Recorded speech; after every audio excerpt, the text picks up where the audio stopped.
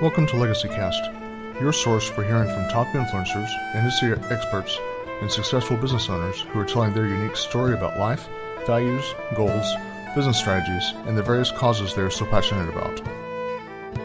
Future generations will come to be impacted by what is happening today, whether positive or negative, and our mission is to focus on what is going to affect change for the better.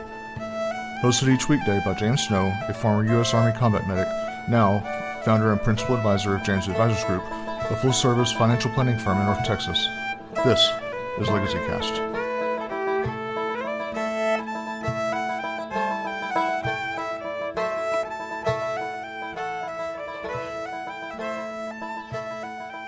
Welcome, LegacyCast listeners. This is your host, James Snow, coming to you from North Texas. And I have a wonderful guest with me this morning, Pat Roque, who is a top-rated career coach. So I know that all of you people out there that have different businesses, small businesses, medium-sized businesses, you guys do need to have a good quality career coach to help you because, as we say in the finance industry, what you don't know is, what you don't know, and those things can hurt you. And so, we certainly like to have good knowledge because, the best thing to learn from is from other people that have done it before and are experts in areas that can help you. So without further ado, I'd like to go ahead and just welcome Pat into the program. Welcome, Pat. Hey, James. Thank you so much for having me. I appreciate you. Yeah, I appreciate you taking some time to be able to hook up with us this morning and to be part of the program. We love to have people that have all various types of experiences. And to be able to bring that kind of an experience over and really just be able to help other people grow from it, and give them the opportunity to learn things that they don't know before. And obviously with the topic here with LegacyCast is finding out part of what your legacy is. And as I like to tell people, it's a legacy is kind of like a story. It's you telling your story the way that you want it to be heard many generations from now. And the content of that story is going to be the things you're passionate about, the things that you've done, the people that you've improved for having been part of their life, which in your case is, with the coaching, that's going to be a huge portion to you. But it's not always a financial one, though sometimes people think, oh, legacy, that means money. But really, money is just a tool. It's the other stuff you do with it that really is your legacy. So when you hear, kind of, I guess, to put the phrase here, when you hear the term legacy, what does that mean to you personally? To me personally, it is the imprint you leave on others. What do they say? They'll forget what many years from now, people may have forgotten what you've told them, but they'll never forget how you made them feel. Right. So I have had my business 30 years, 30. I started when I was in diapers. And I've evolved like so many. Yeah.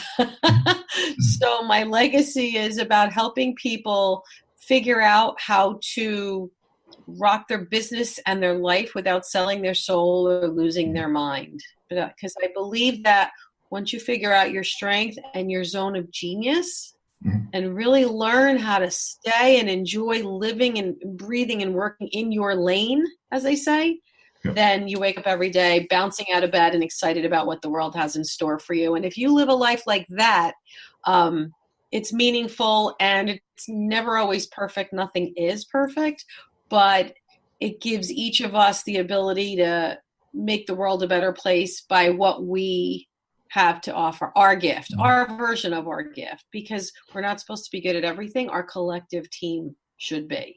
Our collective family should be. So live in your lane, own your genius, rock your strength. And when people learn that gift is something they carry for the rest of their lives. So I always tell people an hour with me will change your life forever. That's my legacy. Yeah, that's a good one. You've already kind of made me feel guilty because one of the things that those that are close to me know is I'm kind of controlling with my business, so I don't want to hand over, delegation to stuff. That's something I struggle with. But at the same time, I'm also a perfectionist, and so you're kind of mentioning, staying in your lane. It's like, goodness, my lane needs to be really shallow and narrow because, I'm good at a couple things, but up here in my head, I think I need to do everything. I think I need to keep my fingers in it. So all of my business coach friends I tell me, promise you that you need to delegate. that's a mindset. That's a mindset, right? Mm-hmm. The three things, when people make that shift, the quantum leap, a quantum leap requires three things to happen. The first is around mindset, such as, I'm the only one who's good enough to do this the right way, so I can't trust anyone else. Just as an example, mindset. The second one is skill set. So it's, what do I have? What am I good at truly? And what do I need to excel in X? The next chapter, my dream role, my best project. What is it going to take? What do I have? And how do we identify the gap? And then the third part is tool set, which means you've now got your head on straight about it. You've gotten a clear checklist of the things where you shine and the things that are needed and a gap. And then how do we align and what needs to happen to be able to present myself, tell my story, who do I need to align with, collaborate with, delegate to, partner with, what have you, or improve in myself. But in your case, maybe it's a little more delegation than self-evolution. I don't know, maybe, but just guessing. But certainly the magic combination of those three, that triad, is really where quantum leaps truly happen, because no big shifts happen without all three. In my opinion. Yeah, it sounds good to me. That's certainly your expertise, and it sounds very good to me. So, yeah, and like I said, I feel kind of convicted here because, I do realize that it's some mindset things that create stress in my business, and so likewise, the more I can delegate, and a lot of people in business, the people that are listening, this morning, there's going to be people out there that are thinking, I really don't like taking my hands off the wheel either. Or somebody's like, I have to have it just so, and they're going to spend 6 months on one project trying to get it just the way they need to get it, rather than, make it good, get it out there, and then revise it later, but get it out there. And, that was something that in the early days of my business, I kind of struggled with, is because that perfection, angst that I have, that flaw, it's not a trait, it's a flaw for sure.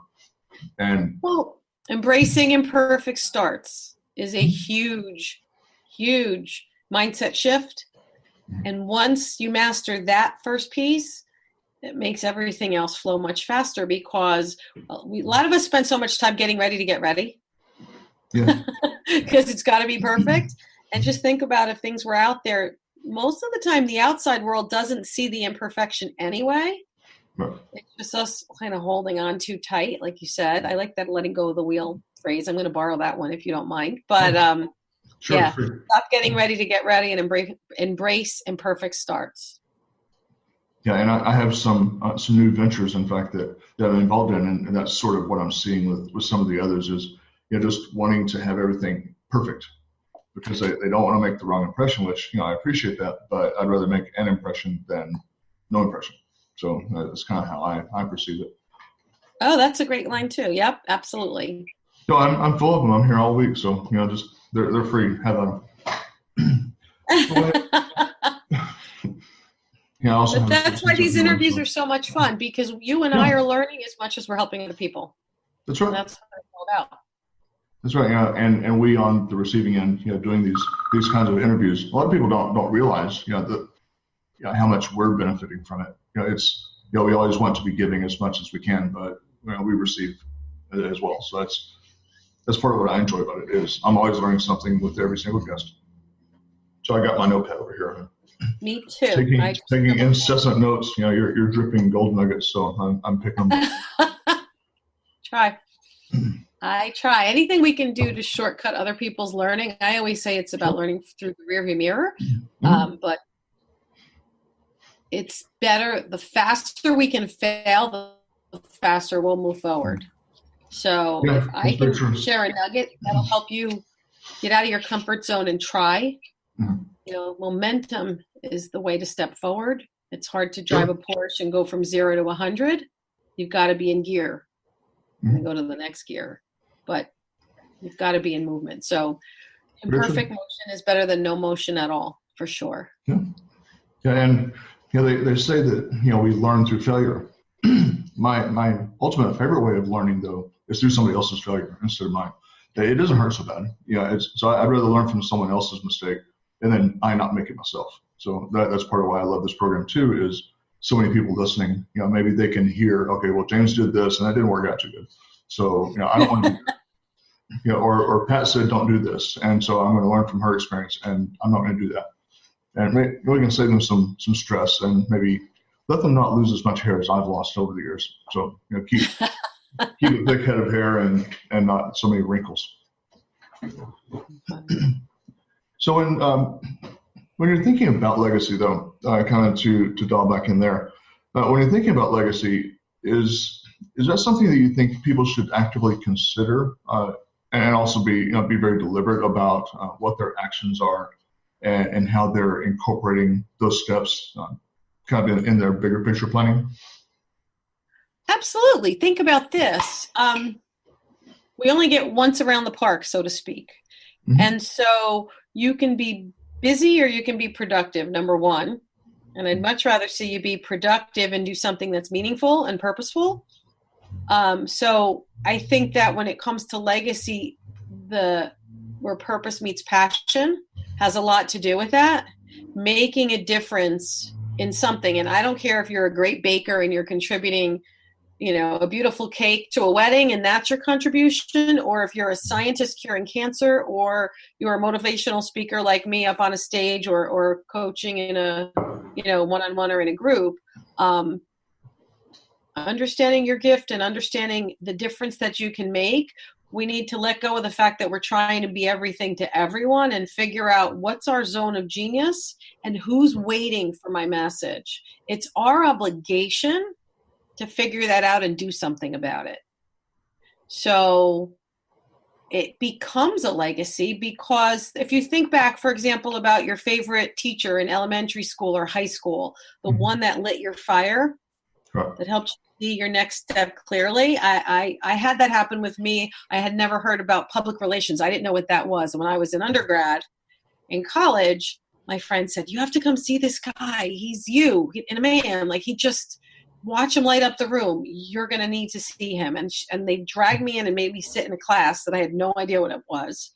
And literally watch this gentleman, his name was Tony Fulgenetti, light up a room. And I thought, I want to feel that way every day. If I could feel like him, I'll do what he's doing. That's awesome. I got it. And so now it's on the shoe's on the other foot. And I'm trying to help people figure out what's that thing that you do, like breathing, that you're so good at, that you almost overlook it because it's innate to you, and how can that impact people? And it doesn't have to impact everybody, but for you, for example, you're helping veterans, right? Large part of your mission is supporting the veteran population, and we thank everyone for their service. But beyond just saying thank you, it's showing the gratitude. It's helping them with the challenges that happen in going from civilian life into the military and then back out, so that they're having to be really fluid and flexible and shift multiple times. And that's not easy, right? It's not easy for anybody, especially in those environments. So legacy is about taking your gift and figuring out who can you help, who needs your slice of the pie genius. And if you're a gifted mechanic and you can turn around and help someone out in the civilian life with that, or you're an eloquent speaker, or maybe you've got a lot of patience for counseling, or whatever it is. If you think back to your best mentors, aren't they the people who kind of lived in their lane and it just oozed out of them, and you couldn't wait to sit in the room or sit in front of them or hear them on the radio or hear them on a podcast, because you knew there was just going to be this flow of gems, like you said, one after the next. And I think we owe that to the world. And I think that when you think about the biggest shifts you've probably made or I've made, it's because I was lucky enough to find someone that I really resonated with, and I was able to dial in and learn and then apply the learning. And that was their legacy, and it's good karma then to become that person. My dad was like that. My dad worked in government.